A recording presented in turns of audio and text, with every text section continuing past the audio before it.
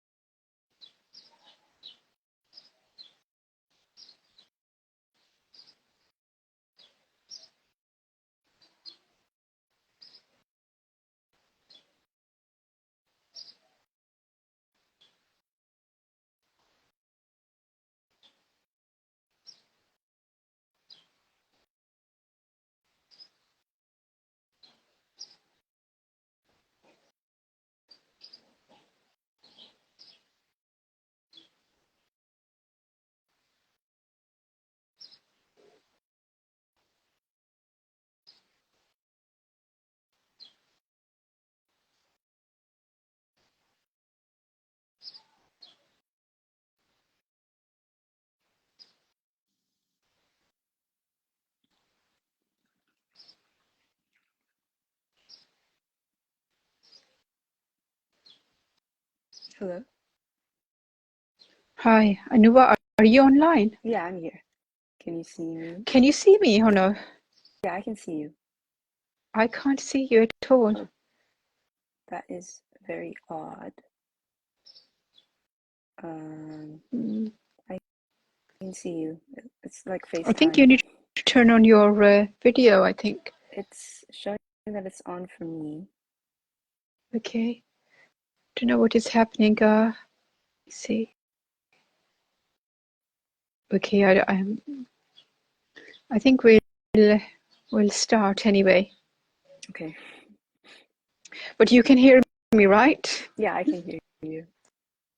Okay, let me see. The volume is okay. Okay, I can hear you, but I think the voice is a bit low. Okay, so hi everyone, welcome on board. And we are today joined by Anuva and from the DC, and I'm joining you from Islamabad today. And Anuva, thank you so much. I know it's a very, very short notice, but thank you so much for joining us. And today we will be talking about a new project which you have started, and we will also be discussing about the new South Asian diaspora with eating disorders in the world. And I think your work. First, congratulations for joining Insta and for starting this project. It's really, really amazing, and the research you're doing is absolutely incredible. So well done on that. And Anuva, could you please introduce yourself? Yeah, my name is Anuva. I'm located in Washington, so on the west coast of the United States, just a little bit south of Seattle. And my family's originally from Bangladesh, although I was born in America here, so I'm Indian, Bangladeshi American. And I just wanted to start this project due to my personal experience, having struggled with anorexia during my middle school years, and then that kind of bled into high school as well. I'm currently in 11th grade.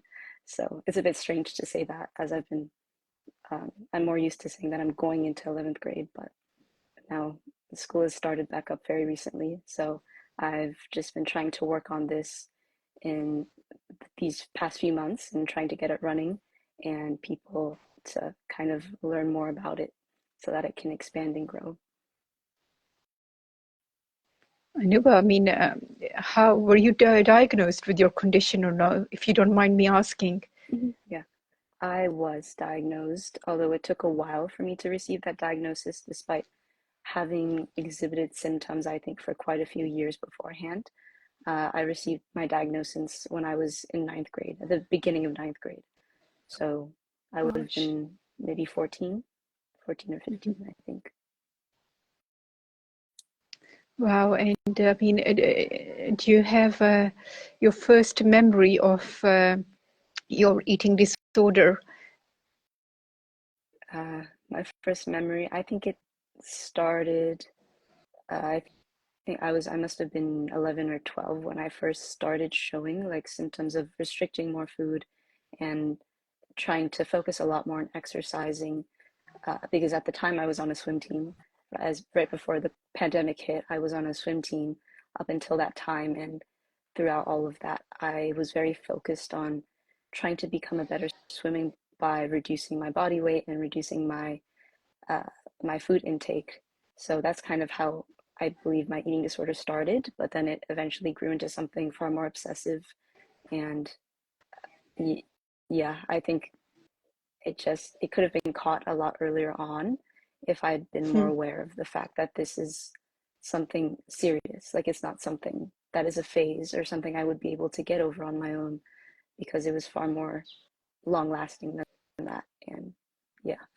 I know, I mean, the athletes, sports is one of the reasons Mm-hmm. for the eating disorders as well. And what you told us is really, really incredible because it's like, I mean, what I was interested, the reason I'm asking you about your Mm-hmm. background, because it's really interesting the way you, I mean, by the way, I have to say he's only 15 and his mind is incredible. I mean, his knowledge of the illness and the way he wants to do his work, what he has started is incredible. I mean, I couldn't believe it, that for a 15-year-old, you have such a, mashallah, intelligent and excellent mind. The reason I'm asking you about your illness in the background, because it really explains to us your reason, your compassion behind this project and what you want to do and how you want to make a difference. So Anuva, I mean, I really want to ask you, I mean, you know, like when my illness got really, really bad, I was at university, and Mm-hmm. because at home, there was more control, uh, like with the food and everything. Like my family, my extended family, everybody used to eat together. So Mm-hmm. there was no way we could escape, you know, with any of those behaviors. I mean, your family. I mean, I really want to know. I mean, you do come from Bangladesh, Mm-hmm. and we are same. You know, Pakistan and Bangladesh, no difference Right. when it comes to the culture. So didn't your family like kind of see what was happening? I think they did. It's just I was very stubborn, of course, in my uh, I mean, at the time when I was kind of struggling most from anorexia, all I was seeking was encouragement for my behavior. I wasn't looking for help.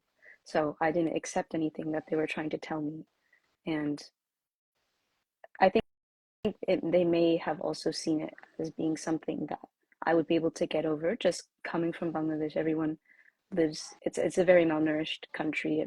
There's a lot of poverty that goes on. So I think for me to be struggling with not with having too much food, it was something they weren't really able to understand as as personally as I was able to, of course, since I was the one that experienced it. But they only saw it from the viewpoint that I'm a girl, and girls go through this phase where they see their bodies a bit differently, and they don't feel comfortable in their bodies. But I think it was a lot more than that for me, and it was kind of this perception that I had to be good enough, or that I had to achieve this much, this very perfectionist ideal. So that's kind of where I think the anorexia most was what it was most aggravated by, and it wasn't solely based on body image. It was a lot more than that, but they never really saw it as being more. It was just something I think they believed as being like self-curable. Like I would be able to get over it if I was given enough time, and I wasn't sick enough to the state where they saw it as being like life-threatening or as something that needed a greater intervention.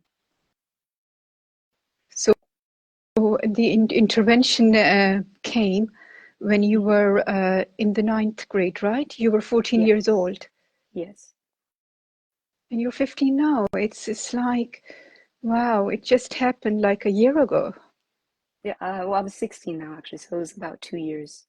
Yeah, I turned 16 in June. Yeah.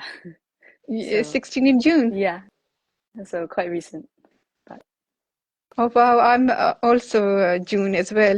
oh, that's Cancer. nice. Oh, Cancer. I'm Wow. a I Gemini, think, I think. I'm not sure. So early June is my birthday. oh, okay, so you're not Cancer, you're Capricorn. No, Gemini. Gemini, yes. Sorry, I forgot Yes, yeah. my ex-boss. No worries. She used to be that Gemini, and yeah, mashallah.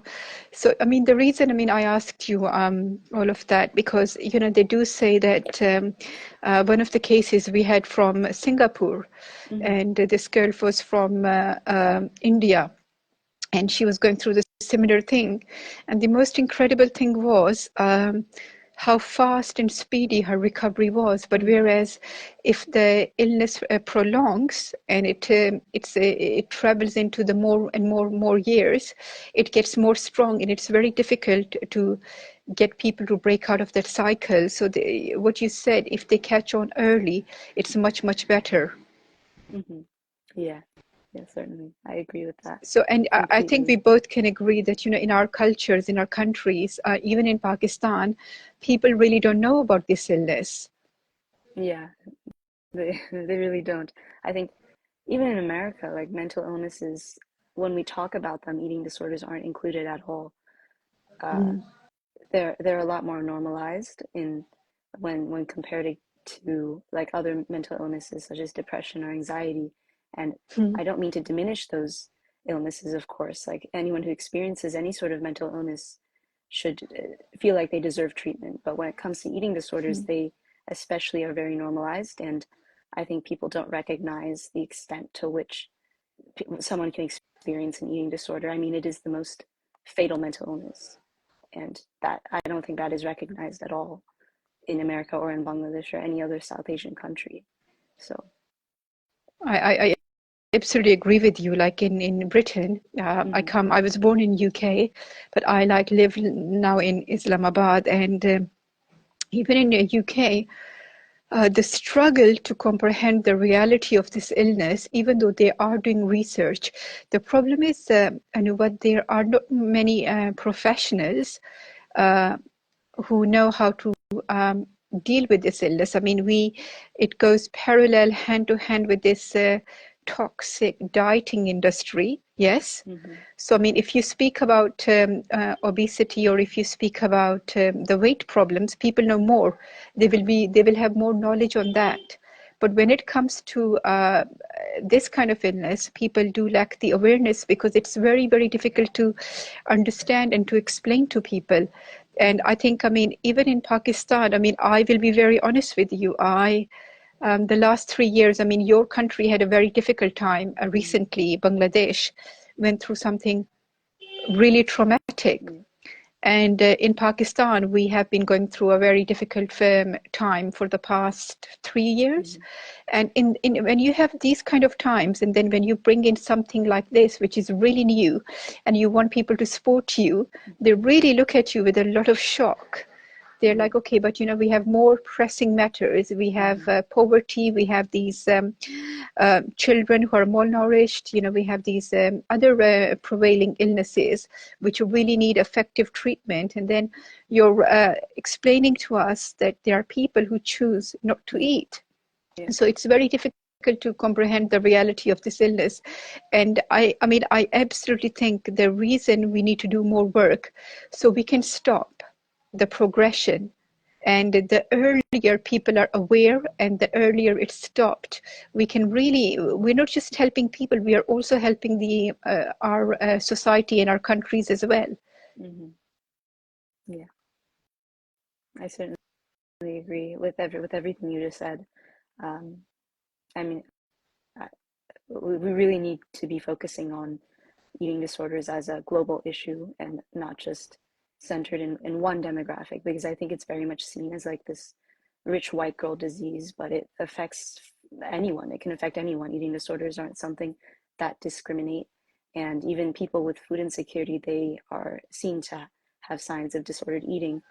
I mean, for example, if someone goes without food for a prolonged amount of time, when Hmm. if they are to reach like a higher socioeconomic status later on in life, they may like exhibit some signs of uh, like overeating, so binge eating maybe. From what I remember, I've read a little bit of literature, but of course I'm not very educated on this matter formally. But I've tried to gather as much information as I can on my own and just tried to Hmm. talk to clinicians and other providers who have like formal training experience in this to see what their perspectives are like. And it was brought up that people with food insecurity or people in like rural areas of South Asia and in the world do suffer from eating disorders or disordered eating. So it can really affect anyone.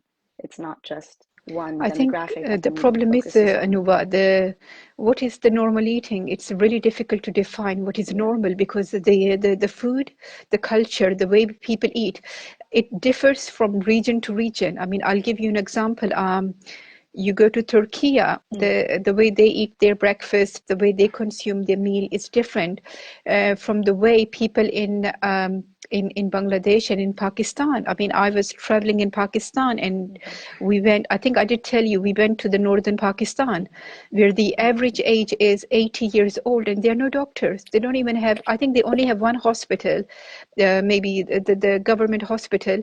And the people, what kills them is the really cold weather and the old age, which is like 130 and 140. They never get sick. They never get ill.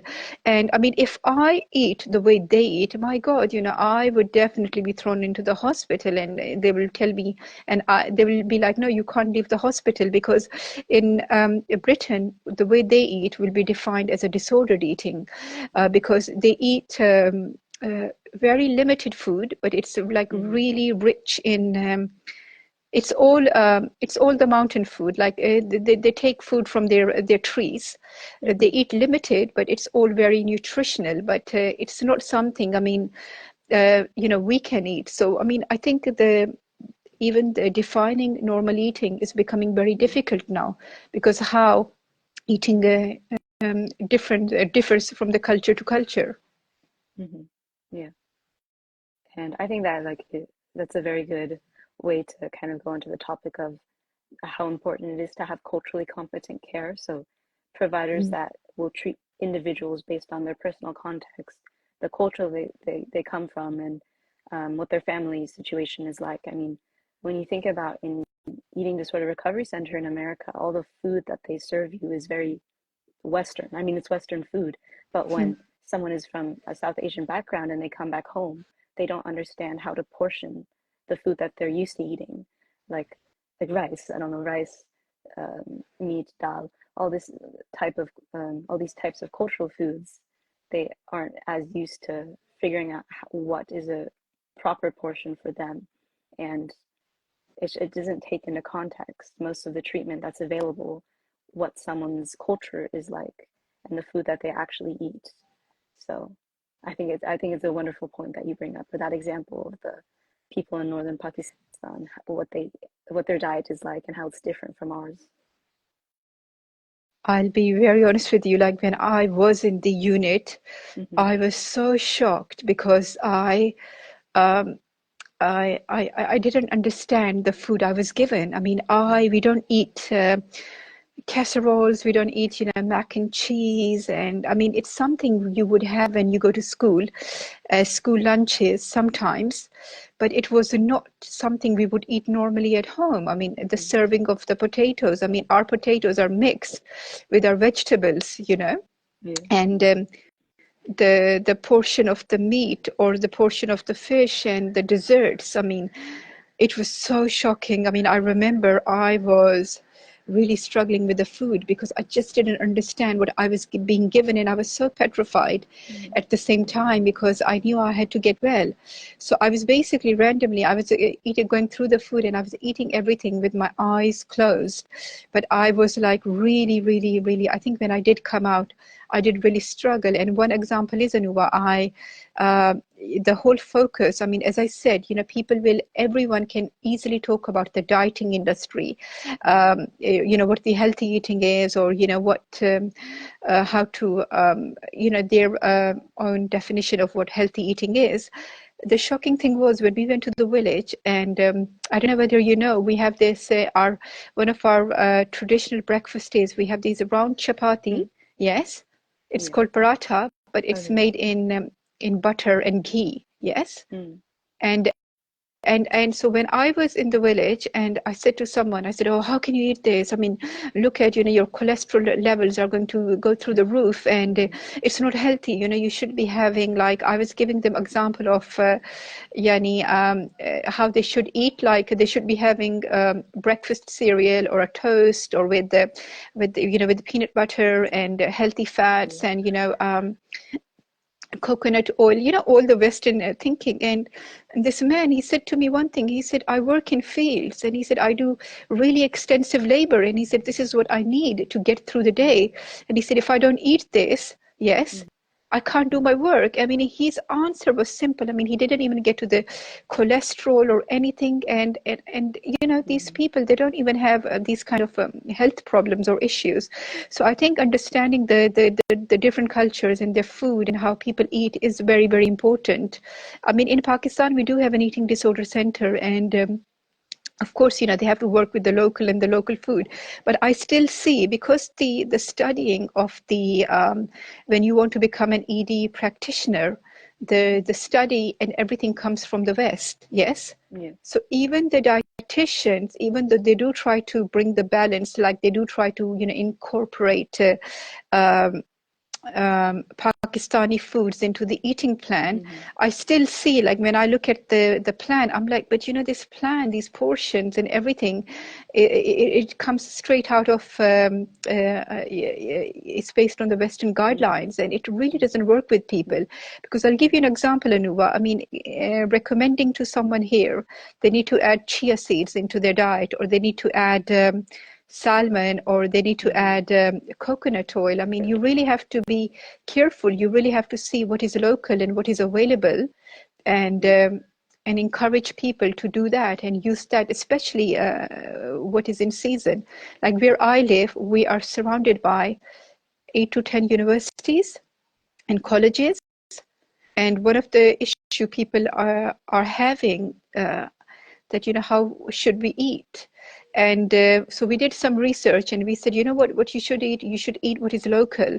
I mean, we have everything here. Everything is organic. Everything is really, really fresh, from the eggs to the butter to the cheese, to the fruits and the vegetables. And in the evening, I mean, we have these fruit and vegetable sellers, and everything is like really at a good reduced price. So I think it's also about educating people about their cultures and how they should be eating and what is available to them local. I mean, if you completely start recommending to people, have a tablespoon of peanut butter, have like coconut oil, have avocado on toast, have salmon, have uh, um, I forgot, it's that rice they use. But anyway, I think you can Tokimo. understand what I'm saying. So let's get to your work, Anuva. Yeah. I mean, why did you choose South Asia?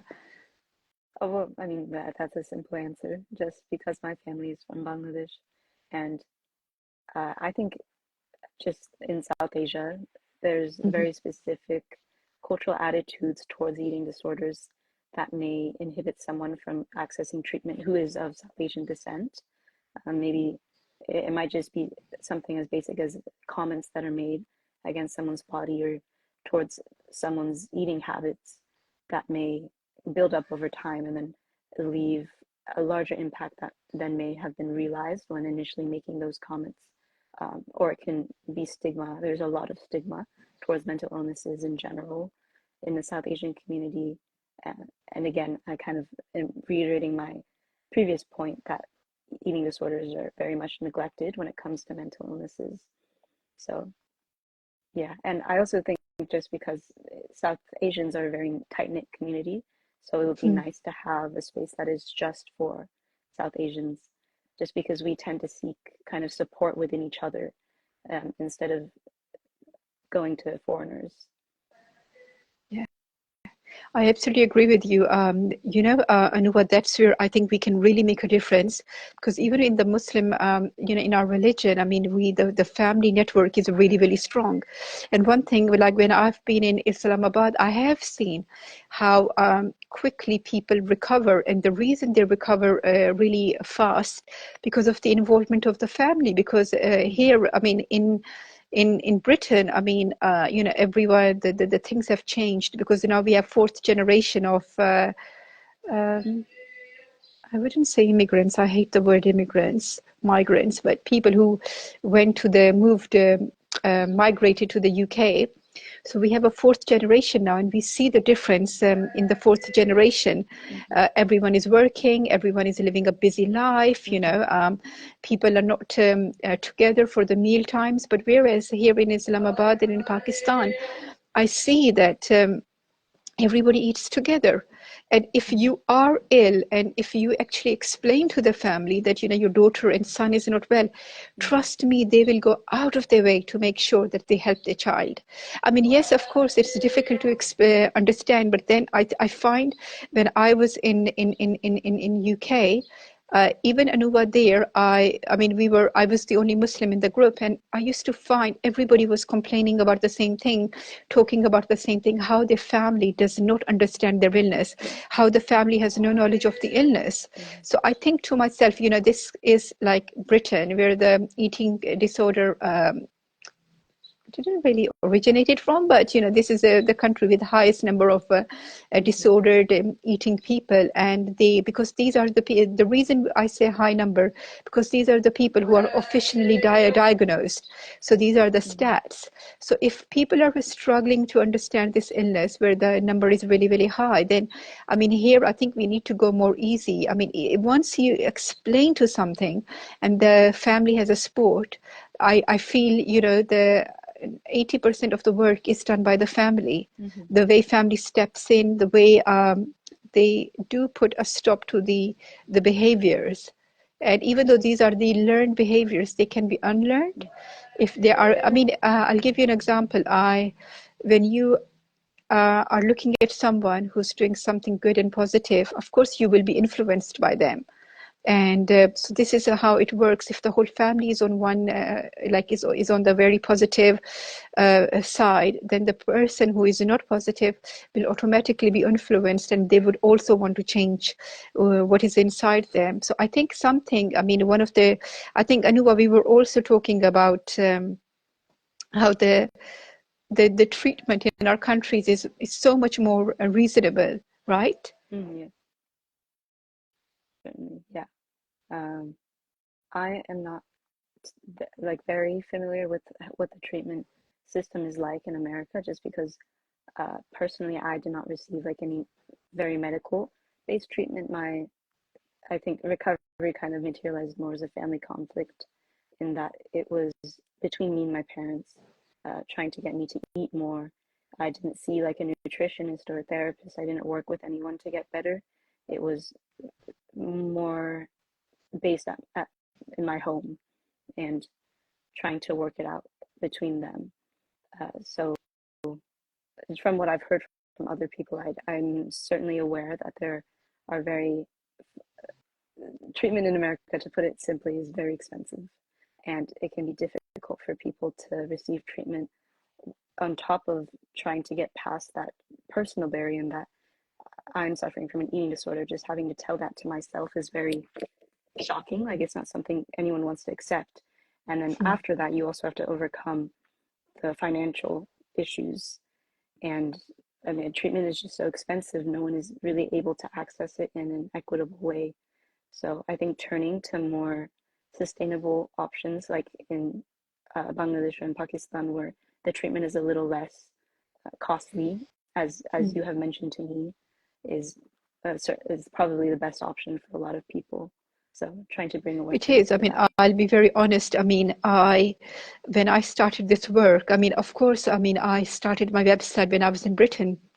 So all my thinking, everything was influenced by the British culture. And I also, I saw the illness, something, completely from the British angle, and even the treatment came from their side. But then I realized how um, it really discriminated. I mean, even with the NHS, as you said, Anua, you were not sick enough to receive the help. Even in UK, you really have to be like sick enough to get that kind of a help. I mean, your body weight has to go below a certain percentage where they feel they have to intervene. Otherwise, I mean, as you said, I mean, as we know that the eating disorders, they don't discriminate. I mean, you can't just look at someone and say they have an eating disorder or no. And it's very difficult to make people understand that, who should be qualifying for the help, because the criteria is you have to be sick enough to get help. And I really feel that, no, if somebody comes to you and they need help, you should give them help. But because the National Health Service in UK has completely crashed, I mean, it's getting really worse by the day. They can't manage their own patients, and forget the eating disorder side. It's so expensive. There was someone from America. I forgot her organization's name. I think Anuva, Beach Studies or something. Beach studies. I it doesn't. Lone Beach Initiative, right? Oh, okay. The Lone Bench Initiative. Huh. Yes. So she said that, her family, because she was not sick enough during the Mm, pandemic to get help, she was in her teenage years. Her father had to pay $1,000 a day so she can go and sit in a room so they can feed her. And I mean, I really think that, we should not be making profit out of this illness, which sadly what people are doing. And the reason I chose Pakistan, because I'll be very honest with you, Anuvad, they were the only people. This was when I started this work, the people who stood by me, who helped me, mm, came from Pakistan. And even this eating disorder center in Lahore, I can refer anyone to them. There is absolutely no way they will be demanding you should be paying this much or that much, give us money on the front or nothing. They will take person on, and then later I will get an invoice or something. And the mhm, difference is I was looking for help for someone, and this person was really bad. And so they spoke Arabic. They couldn't speak much English. So I was mhm, looking for an Arab therapist. And this American therapist was based in Cairo, mm, gave me a quote for on discount for 20 minutes. She would be charging $45. And I said, this person doesn't even have $5. I said, don't mm, you understand? They can't afford. And she said, well, this is what I'm charging. It's really reasonable. And I thought to myself, she's going to, in 20 minutes, what open heart surgery you are performing, mm, what kind of a surgery or a complex medical procedure you're performing that you want 20 $45. I mean, it's insane. And so this is the problem right now. We have people, this it is really spreading, and in the Muslim world we mainly have now young people who are suffering from this illness. mhm, They're the young people, and parents really don't know what to do. And the sad thing is, the sad reality is, even here in Pakistan, because we had really difficult last 3 years, really difficult. Even if you go to Bangladesh, Anuva, when I speak to people from Bangladesh, people will tell you how difficult things are, mhm, even now. And in order to get back on to stabilize the country, it's going to take another 2-3 years, mhm, just for the economy to get back to some kind of stable ground. Here the problem is, our recession is sky high, and even if you say to someone they have to pay like $10 a session or $8, they struggle, mm, can't afford it. And that's where I feel that if we really come up with something which can really uh, give skills to the families to help their loved ones at mhm. home Yeah. without any added costs, and especially Mhm, when it comes to the nutritional nutrition side. I think India, Pakistan, and Bangladesh, we are very blessed because our food costs are not as high as they are in America and in Britain.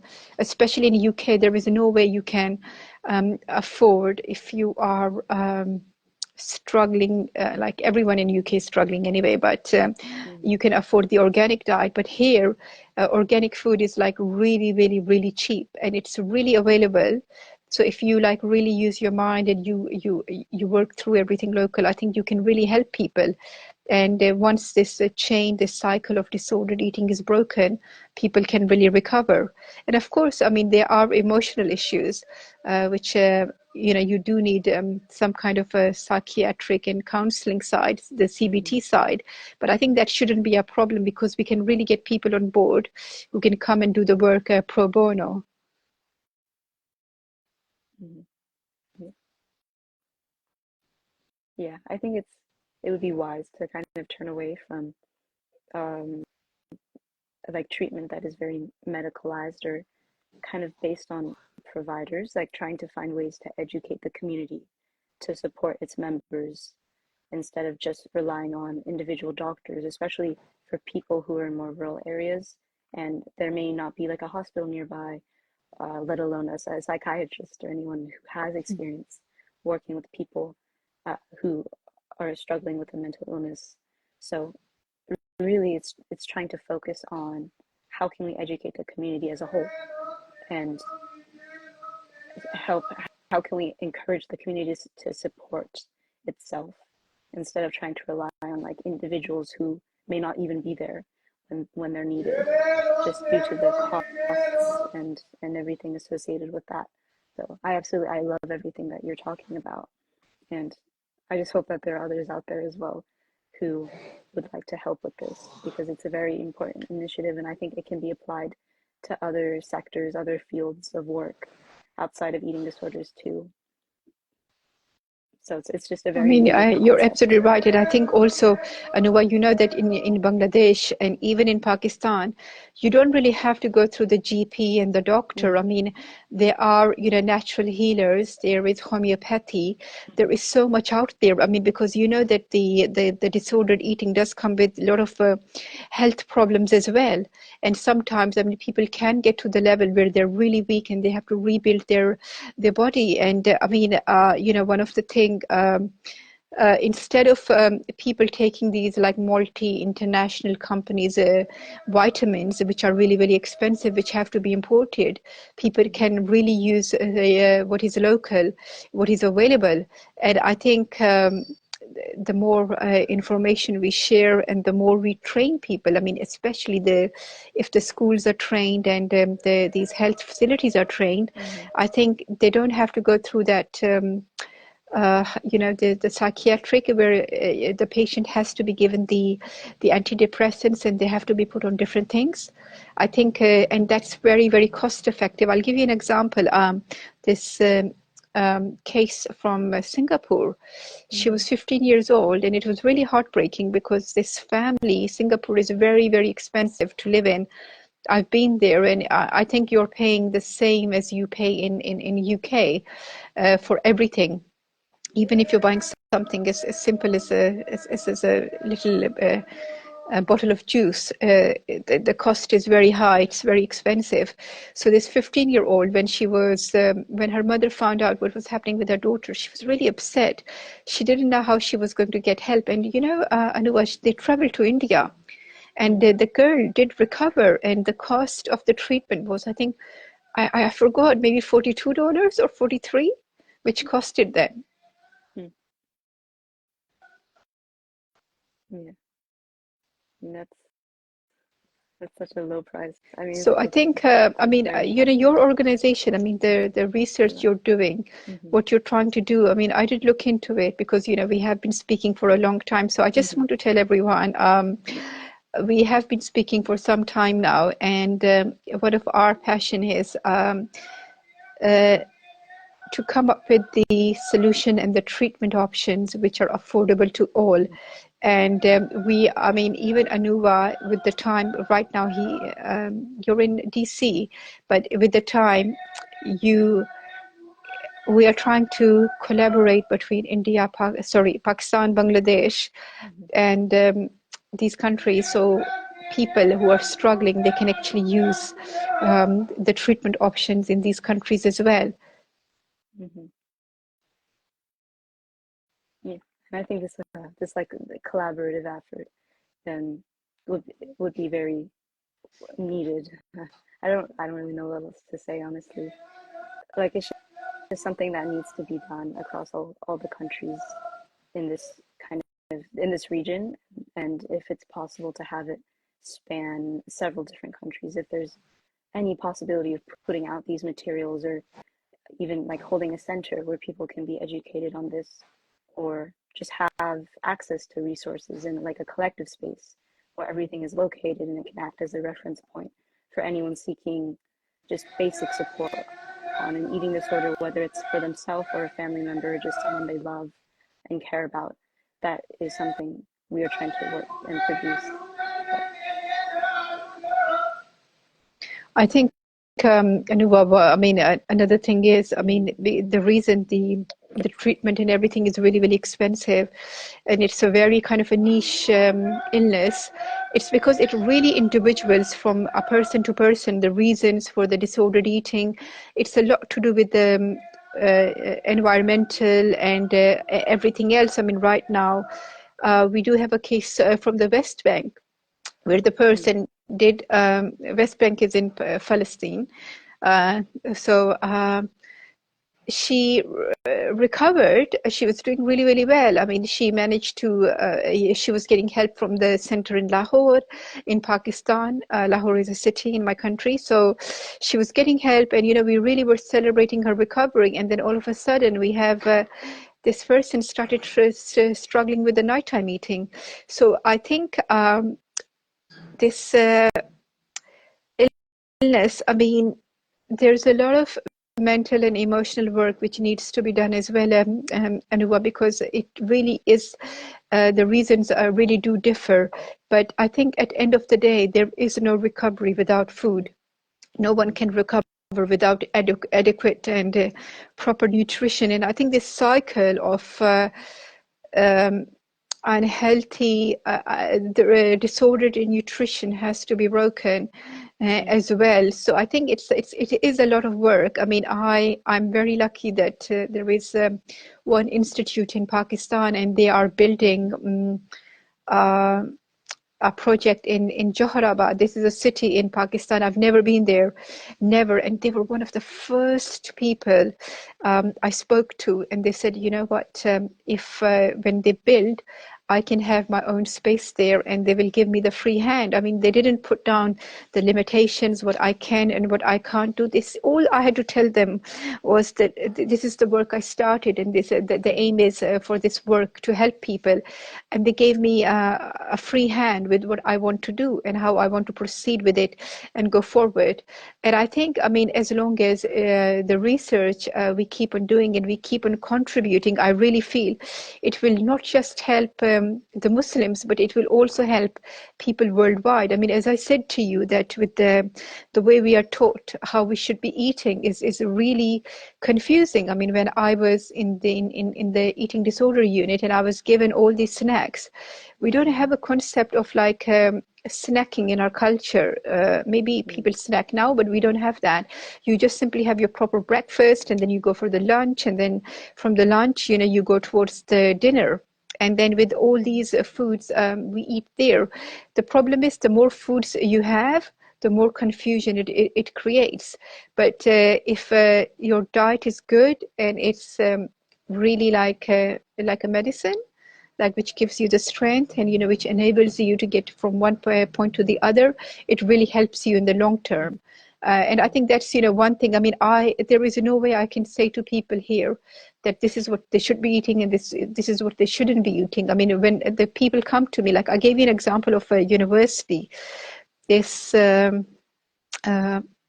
boy, uh, his family gave a lot of money for him to come and study here, and it's a very prestigious university.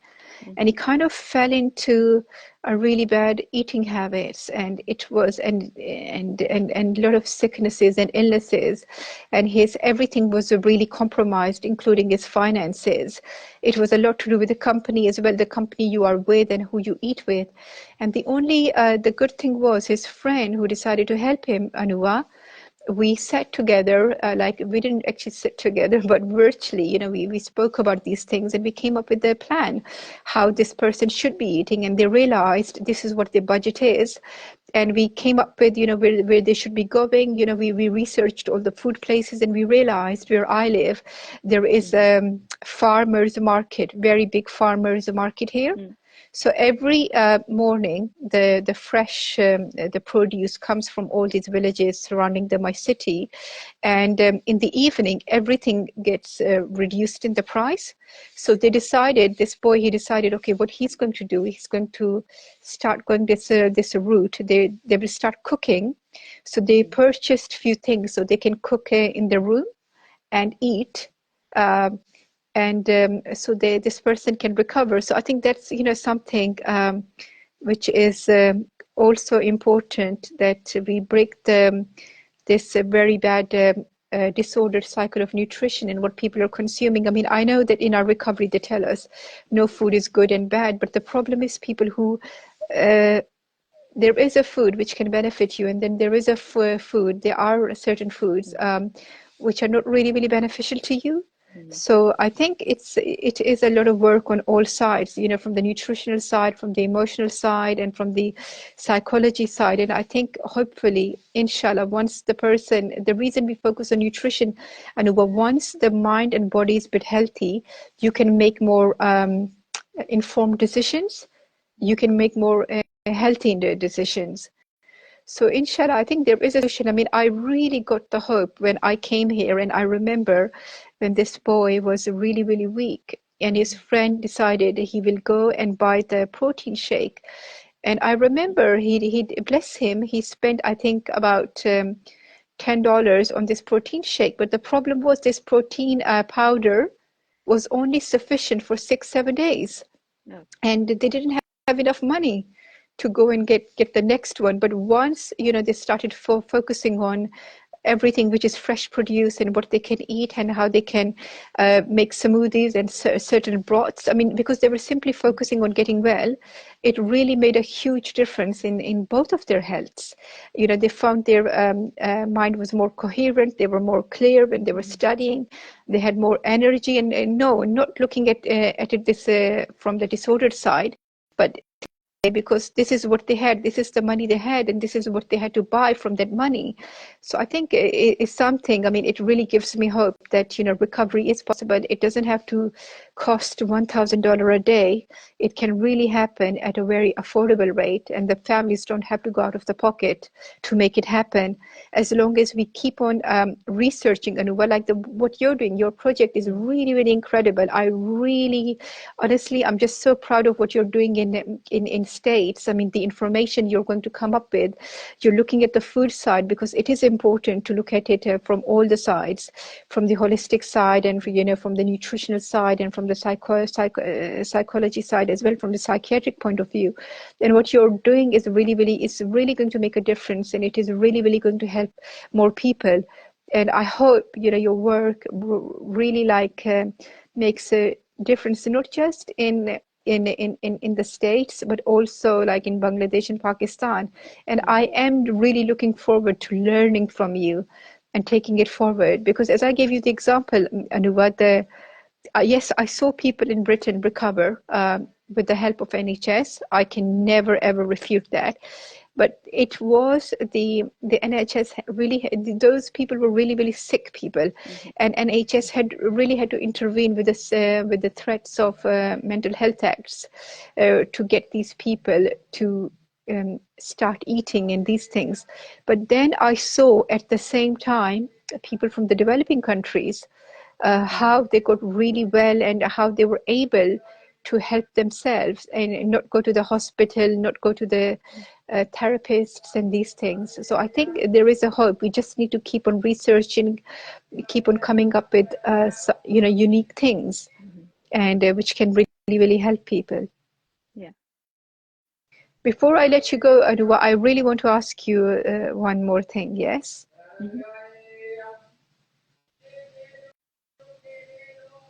Yeah, of course. Yes. I want to ask you that when your family was working with you, yes, Yeah. how how did they balance your emotional side of recovery? Because I will be very honest with you, when my family, like when I started going through the unit, and I used to come home, and they used to give me this eating plan, and I used to fly off the handle. Like, I used to get so mad if my family like even recommended I should be having this or that. Like I'm speaking, and they found it very difficult, especially my mood swings, because I was so angry all the time. I was so reclusive. I was so quiet. I just wouldn't talk to anyone. It was so difficult for my family to get me to communicate or to share what I'm feeling, because I just couldn't do it. Yeah. No, I was I think I was very similar. I would feel a lot of frustration in that I didn't think they understood what I was going through, and I took it very offensively, as in like they wanted me to eat all this food, but then if I gained too much weight, I would also be criticized, or I would be told that I needed to stop gaining weight once I had reached a state of weight. That was a bit of the pushback I received, but at the same time, they were most concerned with me just staying healthy and it not having too much of an impact on my life. And by my life, I mean my grades. Like they were very concerned with how it would affect my school and just like my work ethic if I kind of, if my eating disorder got even more severe than what it was at the time, I think is what they were more focused on. So, uh, and that's not to say that I didn't have like a very stable support system.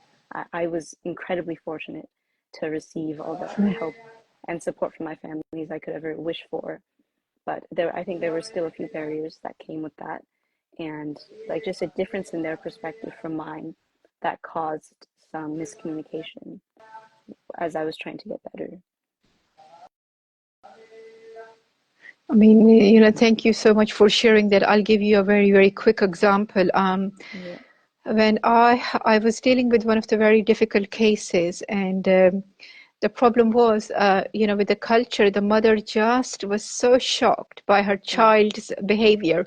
I would say child because the person was no, I think more than 14 or 15.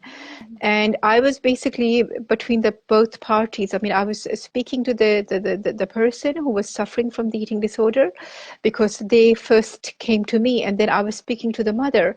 So now the mother was like, but I have 6 more children. This is the only child who behaves like this. This is the only child who throws the tantrums, who is like this, and I just can't take it because in our culture, as you know, Anuva, Mm-hmm. the respect is like you have to respect your parents and your elders. You don't speak in front of them. Well, okay, things have changed. It doesn't happen. Now the parents don't speak in front of their children. So, I mean, you understand what I'm saying. So this person who came from a very different culture, like sorry, Mm. she just couldn't accept that her child was like that. And it was so difficult for me to explain to her that, no, you have to put up with your child's behavior. It will only be temp. And the demands were that the child had to behave in a very kind of a civilized way, Mm. the way the culture expects the child to behave, especially when the child is a female gender. Mm. The most amazing thing was I was explaining to someone, and now this is this male figure, yes. And he Mm. was basically, he went through this athlete phase where he was trying to control his body weight, and he was trying to Mm. control like things which he couldn't really control. And Right. so his father said, and mother, they said, we are really upset because of his behaviors. Okay, fine, he's seeing the nutrition. We've got a psychiatrist involved, but the problem is when he's at home, he's really different. So I spoke to Mm. the son, and I said, how do you feel when you're at home? And he said, I feel really angry. And he said, Mm. I want to break things. I want to throw things on the wall. I just want to break everything. And he said, I have so much anger inside me when I'm at home, and I don't know how to vent my spleen. And it was really shocking when one day he said to me, he said, I can no longer do that. He said, I can no longer be angry. And I said, why? He said things really went out of control, and he was arguing with his mother and his grandmother, and it got to the point where the mother really broke down, and the grandmother asked him, and she said, you're so angry. What is it going to take to calm you down? And he said, I want to hit someone. And the grandmother said, hit me. Look, use me as a punching bag. Hit me as many times as you want. I will not mind because I just want you to get well.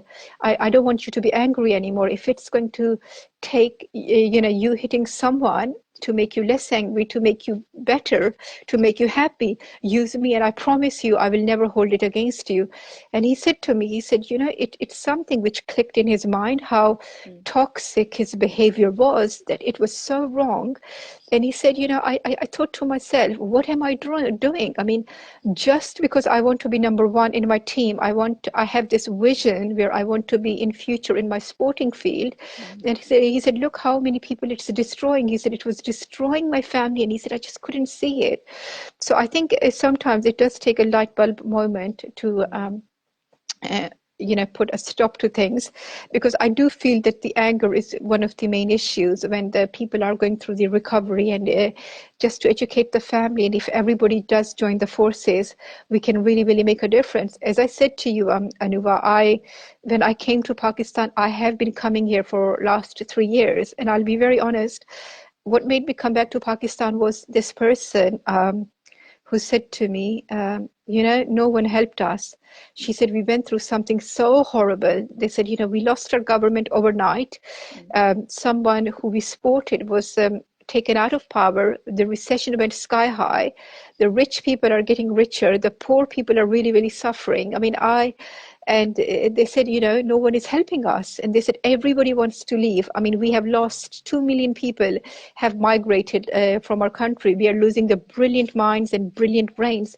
The problem is it's the normal people who cannot afford to migrate, who cannot afford to pay the West £27,000 just so they can go and stay in UK and do like normal average jobs in UK. We need people here. We need people who can stay in the country and help the normal people. We have nothing to do with the politics. I mean, I'll be very honest. What I care about is the people and their well-being. So when I decided to move back to Pakistan, I remember someone said to me, but how can you go and live in Pakistan? Look at the poverty, look at the weather, look at this and that. And I said, I don't see it like that. I said, I see these really excellent, most hospitable people, most excellent people on the face of this earth who will do anything by you. I said, I see them and I see them struggle. And I said, they also deserve the help. And so this is where, when we decided to start this center in Pakistan, which will help people worldwide. Honestly, Anuva, one of the excellent things was how welcoming people are. Even though I promise you, people who helped me in Pakistan, they were mainly men. They didn't even understand what I was talking about. They still came forward. They still came forward. They offered me their help. They said, sister, all we understand is you want to do something which is going to help the people in Pakistan. That's all we need to know, and we will help you. And that's really, really incredible. And while we cannot look at the governments to start the center, they never will. I don't even look at the government in Pakistan to even like give me 1 cent. Okay, cent is American currency, but anyway, whatever is here, even the minimum. But I do focus on the people, because people do help each other. And this is what is going to make the difference in the society. And this is, what is going to help everyone, inshallah. Like in Pakistan, I mean, I'll give you an example. We had someone who had a cancer. And honestly, the whole neighborhood came together to pay for the treatment. So I feel it's the people who make the country, not these selective, self-imposed leaders who are imposed on us by the outside world, and who are simply there to make our lives difficult, to make things more difficult for us. But still they can't control us. I mean, by controlling us, I mean how much recession, how high are the prices going to go? Okay, I mean, you can go to the extreme, but at the end of the day, the extreme has to come to the bottom. So this is why I really believe working here, starting a center here, because I know this is the only place on the earth, and where people will not take the money to help people. I mean, here they have helped. Honestly, when people come forward, they will even when people have nothing, they will come and they will be like, I still want to do something. So I think, the people will really, really make a difference. And, in order to make the difference, I mean, here, people need to stay and start something. So this is why I really believe in this. Honestly, there is a doctor here, 2 streets away from me, Anuva. He studied in UK. He works here. And what he charges his patients is absolutely nothing. He has a set fee, which is so minimum. But because he's from Pakhtun side, his people, the medicine, he gives for the free. We have this homeopathic doctor here, and honestly, he works with a passion. and what he charges is so low. And people are coming from the outside, from the foreign countries to Pakistan to get the treatment. But I think instead of even with the Bangladesh, instead of looking at the governments that some leader, miracle leader is going to come and change things, I think, let's not look at that. Let's look at each other, like the work you're doing, Anuva, at the age of 15 is incredible. That's going to make a difference, not just in states, but also in Bangladesh as well. The work I want to do, inshallah, I pray to Allah it happens in my life, and I feel it will really, really help people. And I honestly, I feel in states you have to go and get the benefits. You have to go through the medical health insurance. Here, you have to go through your neighbors. If you're ill, you're not well, it's the people, your community, your neighborhood, everybody steps in. I know today, if anything happens to me, I don't even doubt it for a second that these people will step in and will help me. And so I think, inshallah, if we just keep on looking at these good and positive things, it will not just to change the dynamics in our countries, but also the worldwide. Yeah, absolutely. Thank you for sharing all that.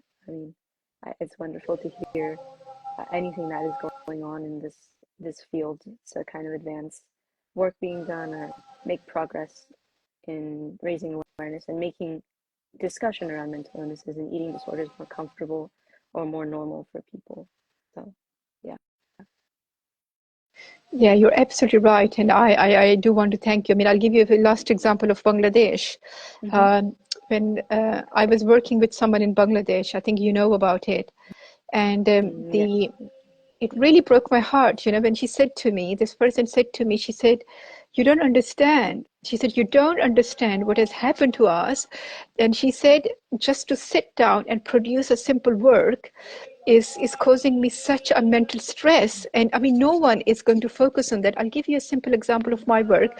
When what happened in Gaza, what happened in Palestine, every time something happens in the world, of course, it's not I sit there randomly and I just start, like I'm like a place where I do the news bulletins and I update people on what's happening in the world. This really happens. These are really things, these really, really impact people. Like, I'll give you an example with what happened in Bangladesh. Students' mental health was really, really compromised. You know why? Because they were completely losing hope, They really were. It's so difficult. In Pakistan, being a student is very difficult, Anuva. In Bangladesh, it's very, very difficult. You work so hard because you know that you have a responsibility. You need to work hard.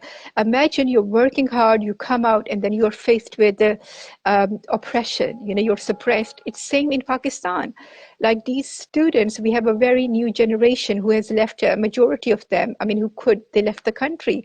But the ones who have remained behind, I will give you an example. They are doing really, really average jobs. But my message is, it is going to be okay because the future is with us. I don't think so that evil will last forever. The good has to come out of this. We in Pakistan, we have suffered for 60 years. For 65 years, we've never had a single good government. Everyone who came, the simple aim was just, I don't know what they wanted to do, but they were not people's governments. They were simply imposed on us, and same in the Bangladesh. So I think, the good is going to come, and it's only going to come when we really help people, when we are involved. Like, for example, when people are like this student, and he said he was so mentally compromised because he was working for this takeaway company. But once you tell them, what a brilliant work they're doing, and it's all going to be okay one day, inshallah, we are together, we are united, it really does make a difference. And I think it's same with this work. It really needs to go forward, because I will be very honest with you, this disordered eating disorders is becoming a very, very big issue. And I hate to admit this, but it is becoming a growing problem in Pakistan, in a middle class, in the upper class. And the more people are exposed to the media, I also will blame the media for this, Anuva. So let's not take away the role social media and these fake videos of the high life they're living is doing to people. So I think it's a lot of work we have to do on all fronts, and we can't do all the work. So this is where, my message is. Please, if you can contribute towards the research or anything, please come forward and join us in this, because we really think we can make a difference if we are united and we work on this together, right? Yeah. Yeah. So Anuva, thank you so much for joining us. Yeah. I will Thank definitely share you. your work, your link.